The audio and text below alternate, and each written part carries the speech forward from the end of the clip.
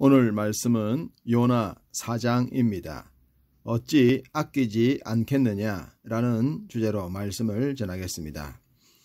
1장에서도 말씀을 드렸듯이 요나는 자신이 이해하는 범주 안에 하나님을 가뒀다고 했습니다. 그랬기 때문에 자신이 납득할 수 없는 하나님 말씀에 저항했고 도망까지 갔던 것입니다. 만약 그가 물고기 뱃속에서 죽을 고생을 하지 않았다면 끝까지 자기 고집을 꺾지 않았을 것입니다. 기도하지 않을 수 없었고 서운하지 않을 수 없었던 상황에 처했기 때문에 겨우 말씀을 따라 니느웨까지 갔던 것입니다. 그는 그곳에서 선포했습니다. 40일이 지나면 니느웨가 무너질 것이라고 말합니다.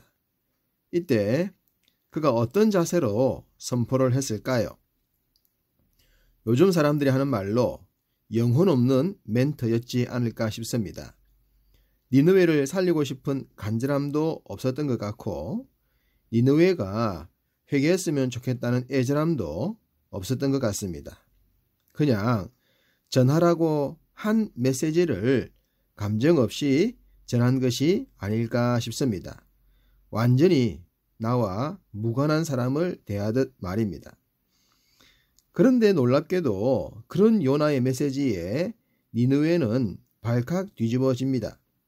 백성들도 왕도 고관들도 짐승들까지 동참시키면서 대대적인 회개 운동이 일어났습니다. 이것은 첫 번째로 요나가 원하지 않은 상황이었습니다. 1장 2절에 악독이 하늘의 하나님 앞에 닿을 정도로 악했던 민족이 갑자기 회개를 했기 때문입니다. 이런 민족에게 회개란 별세상의 영역입니다. 사람을 죽여 세워진 나라였기 때문입니다. 선지자의 선포를 개 짖는 소리 정도로 여기다가 망해야 했는데 이들이 크게 회심한 것은 선지자가 절대로 원한 것이 아니었을 것입니다. 그러나 이것보다 더 선지자가 원하지 않은 것이 있습니다. 3장 10절에 하나님께서 뜻을 돌이키셔서 니느웨를 망하지 않게 하셨다는 것이었습니다. 1장에서 왜 요나가 다시스로 도망을 갔다고 했습니까? 하나님께서 니느웨가 망할 것이라고 하신 말씀 때문이었습니다. 요나는 아무리 그래도 그들이 회개하면 용서해 주실 거죠 라고 했는데 하나님은 그 말씀에 답하지 않으시고 명한 말만 전하라고 했습니다. 그렇다면 이번에야말로 진짜로 멸망을 시키시는구나 라고 생각했을 것입니다. 그런 자신의 기대가 또 빗나가고 맙니다. 그래서 요나는 화를 내기 시작합니다. 마치 다시스로 도망을 갔던 모습처럼 말입니다. 1절 요나가 매우 싫어하고 성내며 니느웨가 살아나는 것도 싫었지만 용서하시는 하나님이 더 싫었던 것입니다. 분명히 망한다고 하셔놓고는 이런 식으로 제 뒤통수를 치면 어떡하는 겁니까? 가령 이런 도전으로 보입니다. 그러면서 이런 말을 합니다. 2절 여호와께 기도하여 이르되 여호와여 내가 고국에 있을 때에 이러하겠다고 말씀하지 아니하였나이까. 그러므로 내가 빨리 다시스로 도망하였사오니 주께서는 은혜로우시며 자비로우시며 노하기를 더디하시며 인애가 크시사 뜻을 돌이켜 재앙을 내리지 아니하시는 하나님이신 주를 내가 알았음이니이다. 그는 분명하게 말했습니다. 하나님께서 니느웨를 망하게 할 것이라고 하셨을 때 회개하면 용서하여 주실 거죠 라고 말입니다. 요나는 하나님이 어떤 분이신 줄 잘 알고 있었습니다. 은혜, 자비, 노하심의 더딤, 인애, 뜻을 돌이킴, 재앙을 내리시지 않음의 하나님을 말입니다. 그렇기 때문에 망할 것이다 하시지 말고 회개하면 살려주겠다라고 전하게 해달라고 했을 것입니다. 그런데 자기의 말을 완전히 무시하시면서 망할 것이라고만 전하라고 한 후에 살려주셨으니 결국 자기의 말처럼 되지 않았습니까? 그러니 이렇게 될 줄 뻔히 알았는데 그 말씀을 하시지 않아서 물고기 뱃속에서 그 고생까지 하게 한 것 아닙니까? 왜 제게 이러시는 겁니까? 뭐 그런 식의 화를 냈던 것으로 보입니다.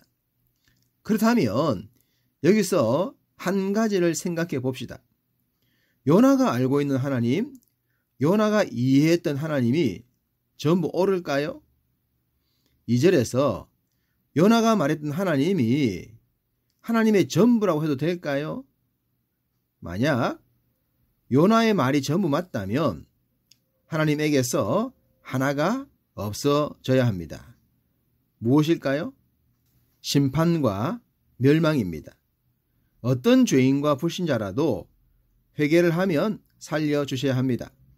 그렇게 되면 심판과 멸망은 사라지고 말 것입니다. 대부분의 사람들은 죽을 때 자신의 삶을 후회하는 경우가 많은데 그런 사람들도 다 살려줘야 하는 것입니다. 하나님은 사랑이시지만 공의로우신 분이십니다. 믿습니까? 사랑만 강조하고 공의를 무시하면 안 됩니다. 물론 공의만 강조하고 사랑을 무시해서도 안 되죠. 하나님은 사랑과 공의를 완벽하게 사용하십니다. 요나는 하나님을 잘 알았지만 완벽하게 알지 못했습니다. 하나님의 공의 앞에 완전하지 못하면 결국은 망하게 된다는 것을 그는 용서하시는 하나님으로만 알고 있었던 것입니다. 요나는 이해할 수 없는 하나님의 사랑과 공의의 성품 때문에 화를 냅니다.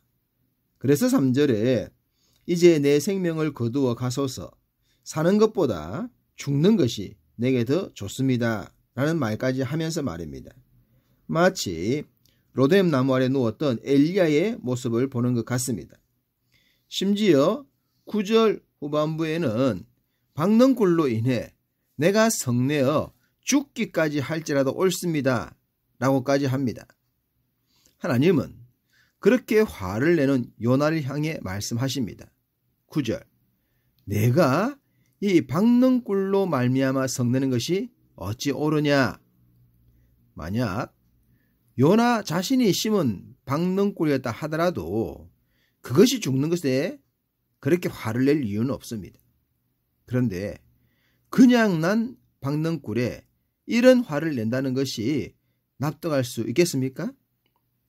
이 말씀 후 하나님은 니느웨를 향한 본심을 말씀하십니다. 11절 하물며 이 큰 성읍 니느웨에는 좌우를 분별하지 못하는 자가 12만여 명이요 가축도 많이 있나니 내가 어찌 아끼지 아니하겠느냐 하시니라. 내가 박능골 하나를 귀하게 생각했다면 내가 니느웨에 이 많은 사람들을 귀하게 생각하는 것이 당연하지 않겠느냐. 그러니 어찌 아끼지 않겠느냐라는 말씀을 주신 것입니다. 하나님은 요나스를 통해 사랑과 공의를 말씀하고 계십니다.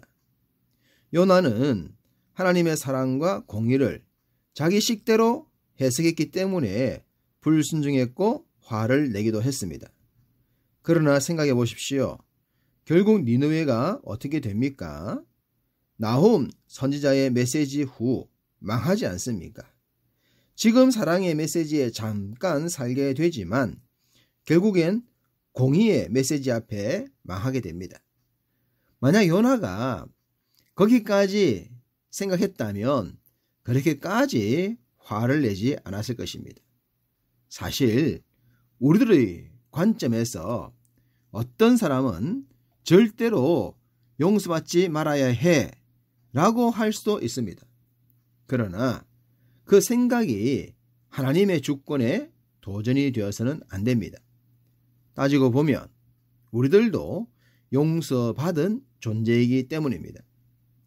믿는 모두에게는 크고 작은 사명들이 있습니다. 때로 이해하기 어렵고 납득하기 힘든 것도 있을 수 있습니다.